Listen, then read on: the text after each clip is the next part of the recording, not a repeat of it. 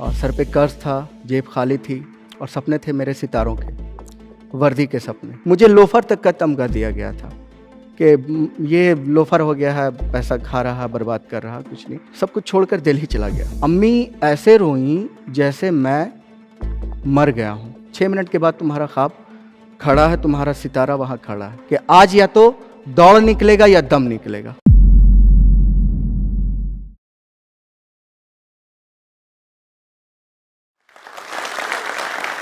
मैं जहाँ से आता हूँ वहाँ पर लोग सऊदी जाकर काम करने के बारे में सोचते हैं, अपना घर चलाने के लिए। अफसर बनना तो दूर की बात, मेरे कई सारे दोस्तों ने यही किया और यही प्लान मेरे लिए भी किया गया था। बट मेरा सपना था वर्दी पाने का, क्योंकि वर्दी की बात ही कुछ और होती है और हमेशा से मुझे यही लगा कि मैं इसी के लिए पैदा हुआ हूँ। Hello everyone, my self is Haider Ali and I am belonging from Sheikhpura district in Bihar. Currently मैं बिहार एक्साइज पुलिस में as a sub inspector posted हूँ। और ये जो मेरी जर्नी है वो थोड़ी सी टिपिकल रही और थोड़ा हर्डल्स मेरे सामने आए। मैंने अपनी स्कूलिंग शेखपुरा से ही की है और मेरे फादर का दूध का बिज़नेस था वहाँ पे, मेरे भैया का दिल्ली में बिज़नेस था। जब मैंने ग्रेजुएशन कंप्लीट की तो फाइनेंशियल कंडीशन बहुत ज़्यादा अच्छी नहीं थी और सर पे कर्ज था, जेब खाली थी और सपने थे मेरे सितारों के, वर्दी के सपने। 2012 में मैंने प्रिपरेशन शुरू की अपने सपनों की, बट हालात के वजह से मुझे दिल्ली जाकर काम करना पड़ा। अपना बिज़नेस तो फ्लॉप हो चुका था, तो एक चिकन शॉप पे जाकर मैं काम किया कुछ वक्त तक, ताकि उस पैसे को जमा करके अपनी पढ़ाई कर सकूं। कुछ वक्त काम करने के बाद लगा कि पैसे कम हैं, इतना जल्दी नहीं हो पाएगा, टाइम लगेगा। तो मैंने नाइट शिफ्ट में मज़दूरी करने की सोची, लेकिन वहाँ भी बात नहीं बनी।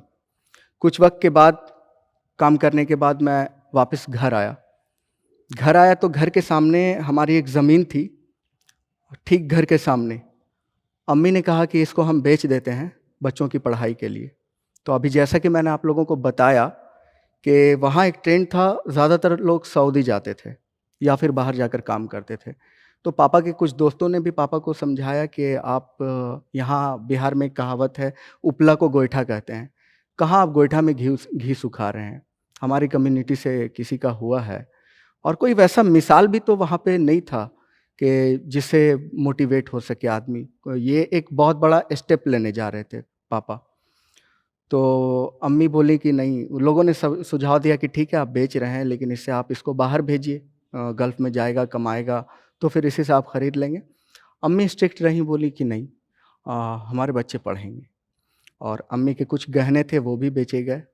और उसके बाद मेरा जो छोटा भाई है वो आईपीएस बनना चाहता था। उसको इतना जुनून था कि वो अपने नाम के आगे भी आईपीएस लिखा करता था उस टाइम पे ही। तो मैंने उससे कहा कि अब हम दोनों चलते हैं पढ़ने के लिए।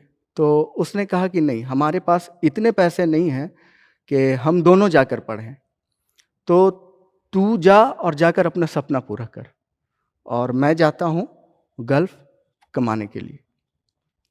और इस तरह से जो प्लान मेरे लिए था वो प्लान उसने ले लिया और अपना सपना भी मुझे दे दिया। फाइनली मैं पटना आया और वो गल्फ़ चला गया पैसे कमाने। पटना आने के बाद 1 हफ्ते तक इधर उधर घूमता रहा, कोचिंग्स के चक्कर लगाता रहा, बट कहीं कुछ समझ में नहीं आ रहा था कि कहाँ शुरू करूँ। और फिर से परेशान हुआ। तो मेरे एक सीनियर दोस्त थे, उन्होंने रहमान सर के बारे में बताया कि वहाँ जाओ। रहमान सर के यहाँ गया, उनके क्लास ली, बहुत मोटिवेशन मिला। और वहाँ पे क्या है ना कि आपको कोई सब्जेक्ट 2 घंटे का क्लास है किसी सब्जेक्ट पे, तो सब्जेक्ट आपको आधे घंटे 40 मिनट ही पढ़ाए जाते हैं। बाकी का टाइम मिलता है आपको मोटिवेशन। वो मोटिवेशन जो आपको आपके गांव में, आपके मोहल्ले में या आपके अंदर नहीं मिलती। तो मैं भी वहाँ पे काफ़ी मोटिवेट हुआ और अपने प्रिपरेशन को स्टार्ट किया। 2012 के लास्ट में मैंने आरपीएफ सब इंस्पेक्टर का एग्ज़ाम दिया और क्वालिफाई किया। रनिंग भी क्वालिफाई कर गया फिजिकल में।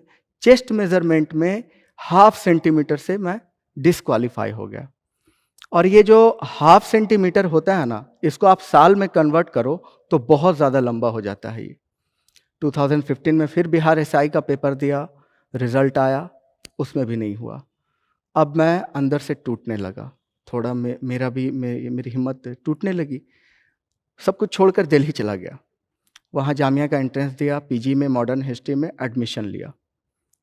मुसीबत ने वहाँ भी पीछा नहीं छोड़ा, हिंदी मीडियम का स्टूडेंट था, वहाँ पे सारे क्लासेस, सारे लेक्चर्स इंग्लिश में और सारे रीडिंग्स इंग्लिश में। अब मुझे वहाँ पे 3-3 मेहनत, अपने सपने की तैयारी भी, मतलब इधर की भी पढ़ाई, हिस्ट्री भी पढ़ना है और इंग्लिश भी पढ़ना है। एक पेज को ट्रांसलेट करने में 1-1 घंटा मुझे लगता था समझने में। तो वहाँ भी एक बार लगा कि नहीं, बैलेंस नहीं कर पाऊँगा, या तो पीजी छोड़ना होगा या ये छोड़ना होगा। तो खैर मेरी एक मैम थी वहाँ पे, रोमा मैम, उन्होंने बहुत सपोर्ट किया और भी दोस्तों ने सपोर्ट किया, और इस तरह से वहाँ भी पीजी भी मेरा हो गया और 2 साल अपने सपने की तैयारी भी चलती रही। फाइनली 2018 में मैंने फिर से बिहार एसआई का प्री मेंस दिया, क्वालिफाई कर गया। इस बार 1 सेकंड से रनिंग में चूक गया। और मैंने आपको जैसा कि पहले बताया था कि ये जो 1 सेकंड है, आप इसको साल में कन्वर्ट करो तो बहुत ज़्यादा लंबा हो जाता है। सपने टूट गए, और सपने सिर्फ मेरे ही नहीं टूटे, मेरा फिजिक अच्छा था, घर वालों को लगता था कि इजी हो जाएगा सब कुछ, तो मेरे साथ साथ घर वालों के भी सपने टूटे। अम्मी ऐसे रोईं जैसे मैं मर गया हूँ। पहली बार पापा की आंखों में आंसू देखा, हमने कभी पापा को रोते नहीं देखा था। सब पापा, भाई, बहन सब रो रहे थे, मतलब मैं अंदर से बहुत टूट गया। अब लोगों के ताने भी मिलने लगे। कुछ लोगों ने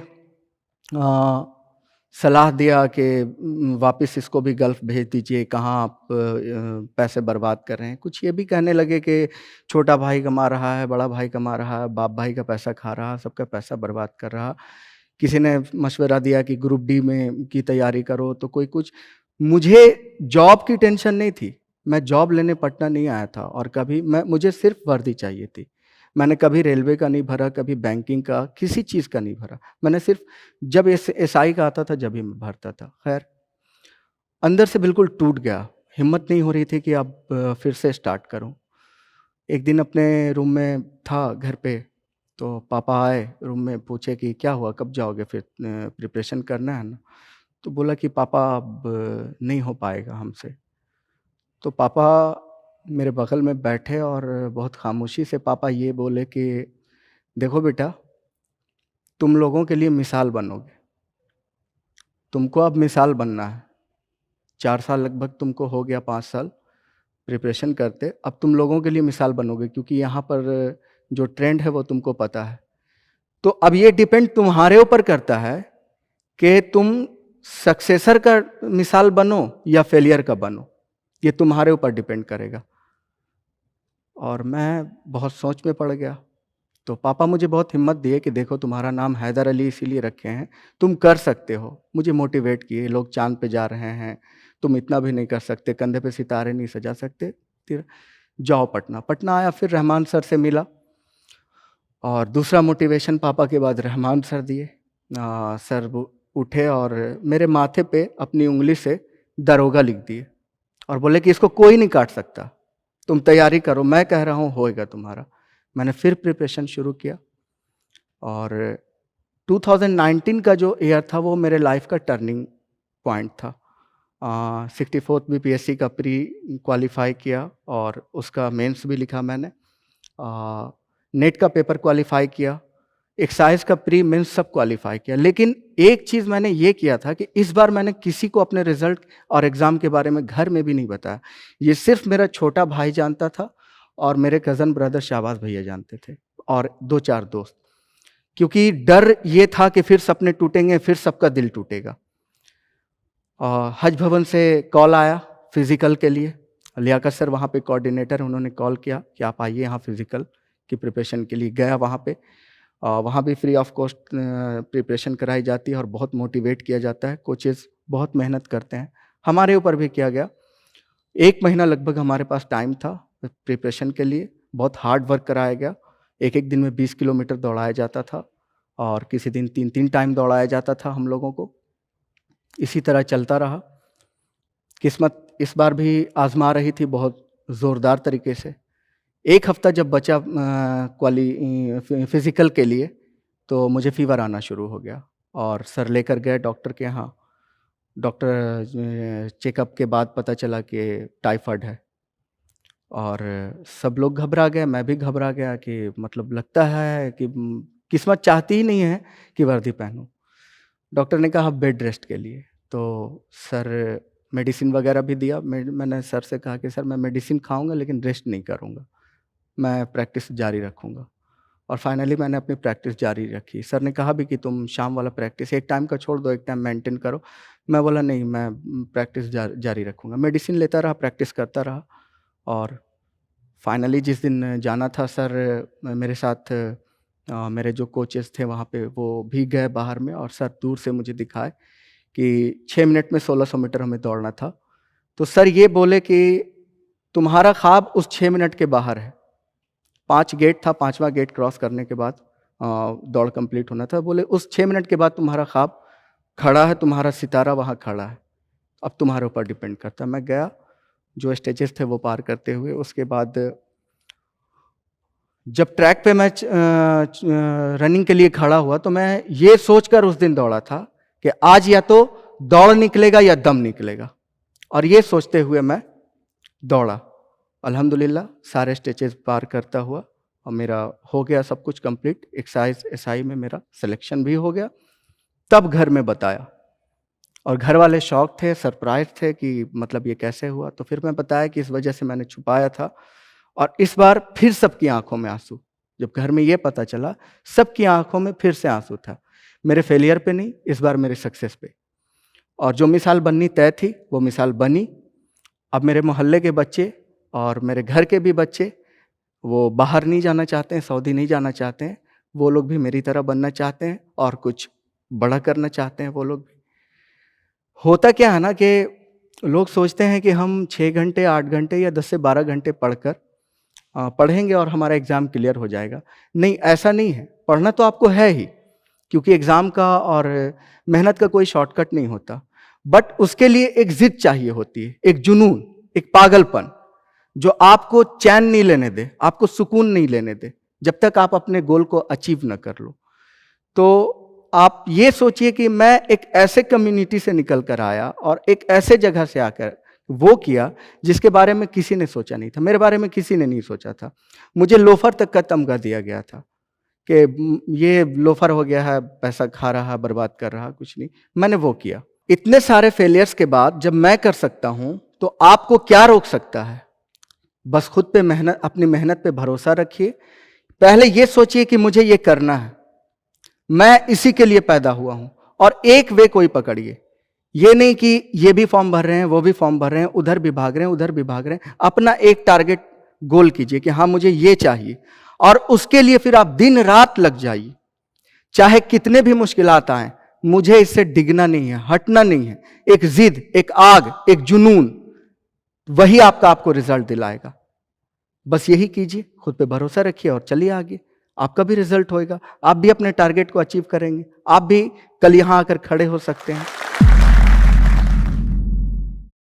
लगता था शायद मैं आईएएस बन भी जाऊं तो मुझे इंग्लिश शायद नहीं बोल पाऊंगा।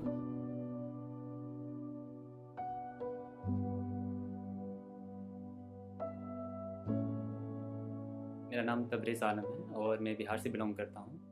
मैंने जो भी मेरा एजुकेशन मैंने बिहार से हिंदी मीडियम में मैंने प्राप्त की और लास्ट ईयर मैंने अपना ग्रेजुएशन कंप्लीट किया है। प्रेजेंटली मैं दिल्ली में रह रहा हूं और यूपीएससी का प्रिपरेशन कर रहा हूं। तो प्रॉब्लम जो सबसे बड़ा जो प्रॉब्लम होता है कि जैसे आप हिंदी मीडियम में स्कूल जब प्राप्त करते हैं तो क्या होता है कि जब कोई अगर आपसे कोई प्रश्न पूछता है इंग्लिश में तो आप तो उसके बारे में जानकारी आपको होता है, बट क्या होता है कि लैंग्वेज का आप उस इंग्लिश में एक्सप्लेन नहीं कर पाते। इंग्लिश से तो बहुत डर लगता है क्योंकि मेरा इन्वायरमेंट ही नहीं है, तो इंग्लिश से डर लगेगा, ये नेचुरल है।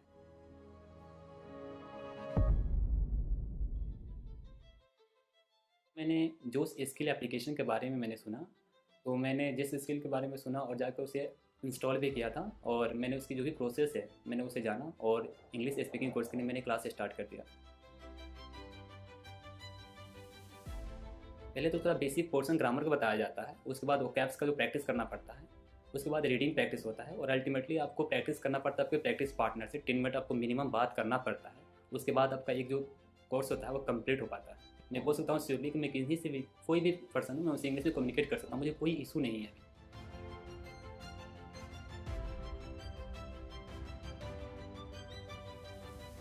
सो जोश स्किल ने काफ़ी हेल्प किया मेरी कम्युनिकेशन स्किल को इम्प्रूव करने में। So that's why today I am here. So first of all I would like to thank Josh skill who really helped me a lot to improve my communication skill. Thank you, Josh. And finally, I would like to say, education is the most powerful weapon which you can use to change the world. Thank you.